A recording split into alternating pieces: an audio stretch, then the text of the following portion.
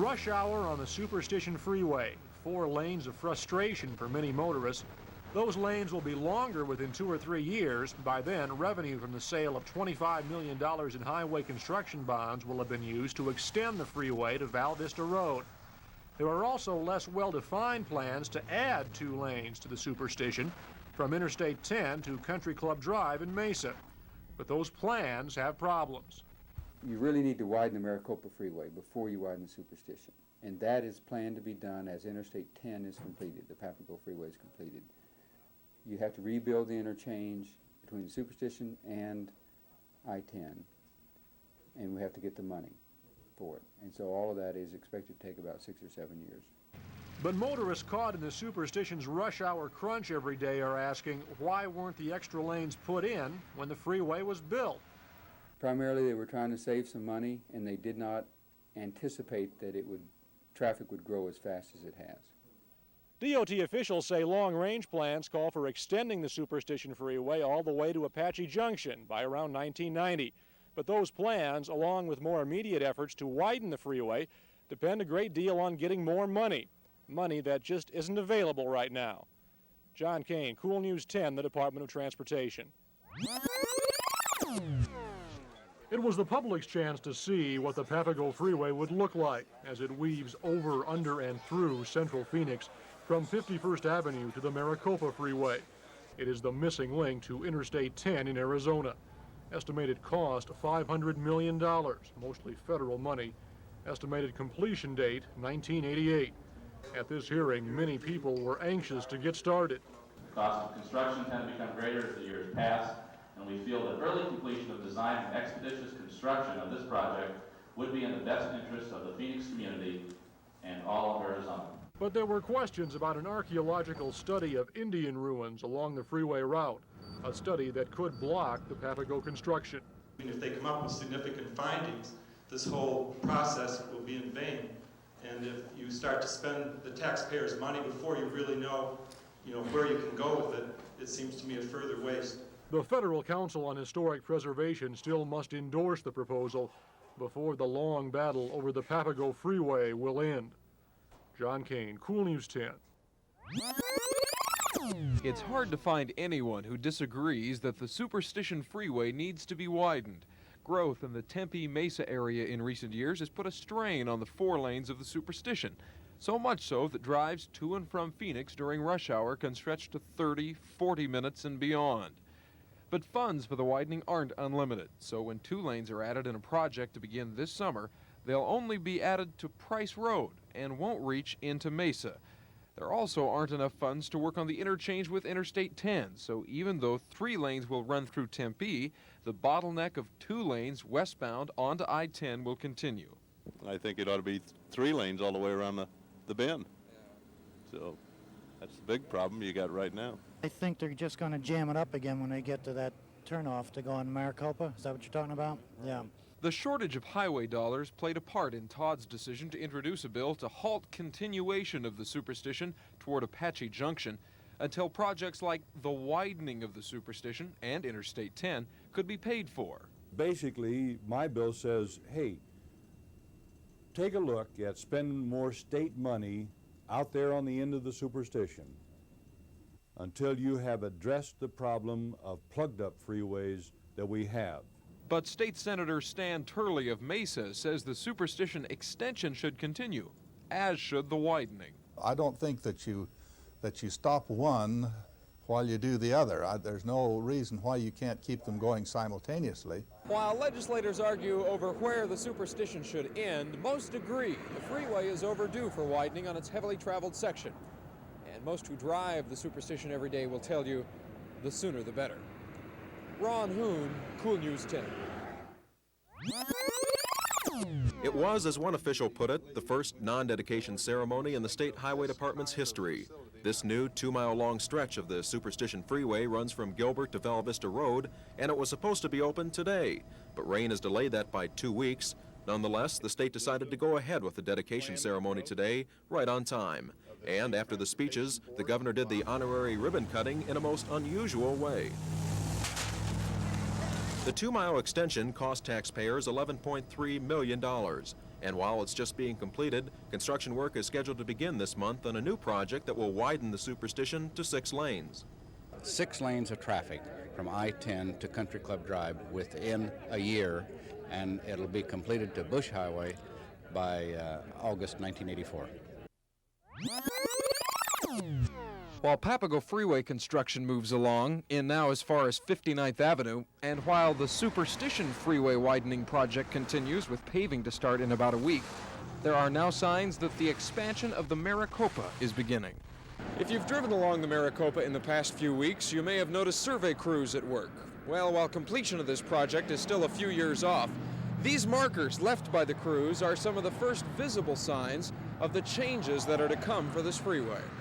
Already a busy corridor, the Maricopa Freeway from 40th Street to the Salt River Bridge is planned to be widened from the current 3 lanes in each direction to 4, plus a bus and carpool lane. By the late 1980s, when the Papago is finished and hooks into the Maricopa, there'll be a good deal more traffic here on the bridge over the Salt River. To solve that problem, the state is planning to destroy the current bridge and put up 2 new ones in its place. It'll cost nearly $11 million to do that. But the Department of Transportation says it would cost millions more to keep the current bridge up and add another. Undoubtedly, you're aware that there are people in the valley who say, all they do is build bridges and then tear them down. Well, how would you respond to that?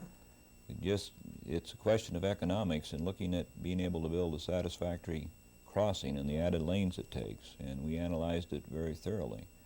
The foundation problems being what they are, and the fact that the new design that we have today, we feel we can save somewhere around $5 or $6 million in the total expenditure by building new bridges rather than trying in any way to expand the existing structures. Construction on the new bridge could be underway in just over a year and finished by mid-'86, in plenty of time for the approaching Papago. Ron Hoon, News Center 10. Make way for the Papago Freeway.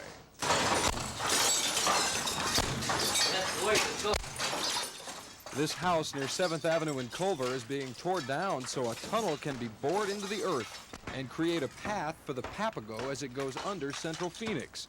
At spots all along the site of the future freeway, crews are working, bulldozers are moving, and progress is clearly being made on one of the last missing links for Interstate 10 across America.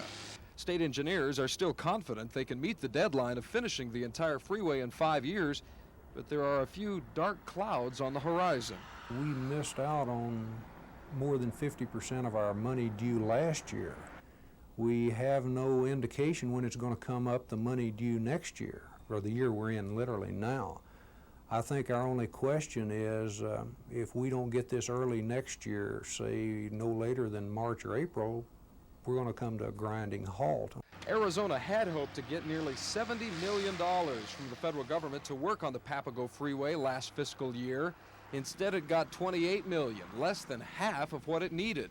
So the state, or better put, Arizona taxpayers, made up the difference, with the federal government promising to one day repay us. So money that could have been spent on other state road projects went to the Papago.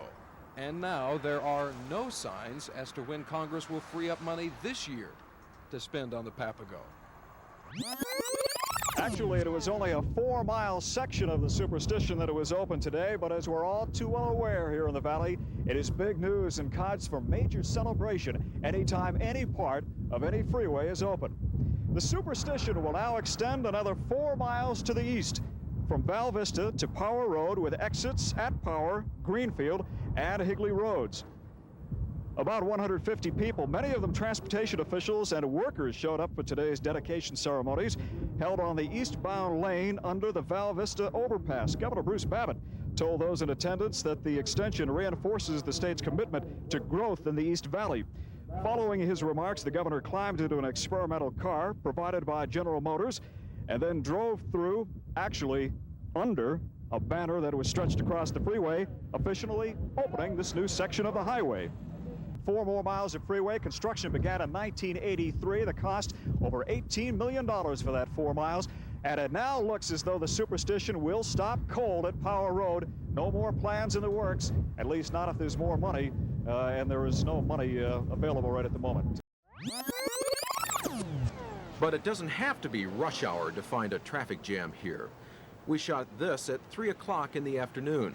It's the pits. It's a mess. It's terrible. This is one of the worst places in the city. You'd think people would just avoid the area, but not everyone can. I have to run parts up and down through here.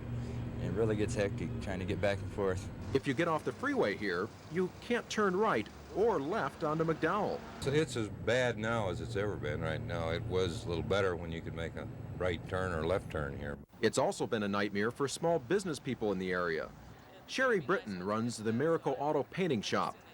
Here's the view from her front door. Our 10-piece store, they probably do $8,000 or $9,000 a week in retail work, where we do maybe 1 or 2. Right across the street is Wash World, a place that specializes in big rigs. Manager Kevin Rythe says business is only half what it was before road work began. Truck drivers, they can't make left turns down 27th Avenue. You can't make a left turn off the freeway. You got to detour yourself all the way around the block radius or 2-block radius just to get in the place. Fewer motorists in rush hour traffic today, but plenty to see from the freeways. Construction and expansion of the freeway system is well underway now, and pilot reporter Lynn Clements has an update from up above it all in Newscopter 10.